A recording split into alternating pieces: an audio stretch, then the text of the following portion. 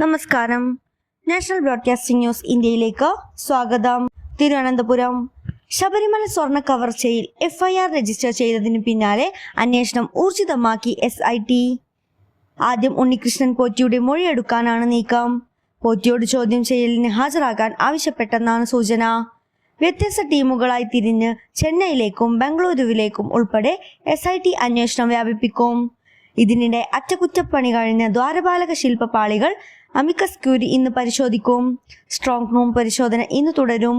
ശബരിമല സ്വർണ്ണക്കൊള്ളയിൽ ഉണ്ണികൃഷ്ണൻ പോറ്റിയും ദേവസ്വം ഉദ്യോഗസ്ഥരെയും അടക്കം പ്രതിയാക്കി 2 കേസുകളാണ് രജിസ്റ്റർ ചെയ്തിരിക്കുന്നത്. ദ്വാരപാലക ശില്പപാളി, കട്ടിള എന്നിവയിൽ നിന്ന് സ്വർണം കവർന്ന 2 കേസുകളിലുമായി ആദ്യം ഉണ്ണികൃഷ്ണൻ പോറ്റിയുമായി മൊഴി രേഖപ്പെടുത്തും. ഇതിനായി ഉണ്ണികൃഷ്ണൻ പോറ്റിയോട് ഹാജരാകാൻ SIT ആവശ്യപ്പെട്ടിട്ടുണ്ടെന്നാണ് സൂചന. ഇതിനുശേഷം മുരാരി ബാബു ഉൾപ്പെടെയുള്ള ഉദ്യോഗസ്ഥരെ ചോദ്യം ചെയ്യും. കൂടുതൽ വിവരങ്ങൾക്കായി കാത്തിരിക്കുക. National broadcasting news India. നന്ദി.